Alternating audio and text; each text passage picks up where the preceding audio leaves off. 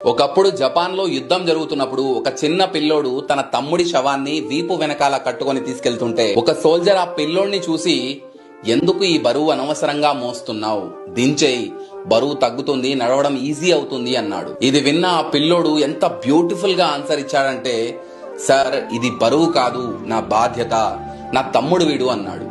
ఇది విని ఆ సోల్జర్ ఒక్కసారిగా ఏడ్చాడు. ఆ రోజు నుంచి ఈ ఫోటో జపాన్ దేశం యొక్క సింబల్ ఆఫ్ యూనిటీగా మారింది. దీన్ని మనం మన లైఫ్ లో అప్లై చేయలేమా?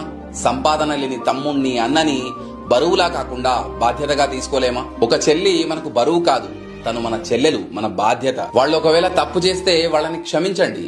వాళ్ళు వీక్ గా ఉంటే వాళ్ళకి అండగా నిలబడండి. ఎందుకంటే వాళ్ళు మనవాళ్ళు, మన రక్తం పంచుకొని పుట్టిన వాళ్ళు, మనతో చివరి వరకు ఉండేవాళ్ళు. వాళ్ళు బరువు కాదు, మన బాధ్యత. రక్తం పంచుకొని ఒకటే ఇంటిలో జన్మను ఎత్తి కూడా పెరిగిన అన్నదమ్ములైన అక్క చెల్లెళ్ళైన వేడుక ఏదైనా జరిగితే తప్ప కలుసుకోవడం జరగదాయే. మనసారా మాట్లాడుకోరాయే. భోజనాలకు గంట ముందు వచ్చి పని ఏదో ఉందన్న సాకుతోటి మొక్కువడిగా భోజనం అయిన వెంటనే ఉంటామంటూ వెళ్లిపోవుడాయే.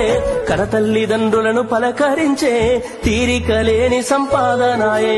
కనతల్లిదండ్రులను పలకరించే తీరిక లేని సంపాదనాయే. ఆనాటి ప్రేమలు ఏమాయరో, బంధాలు బంధుత్వమెటుబాయరా.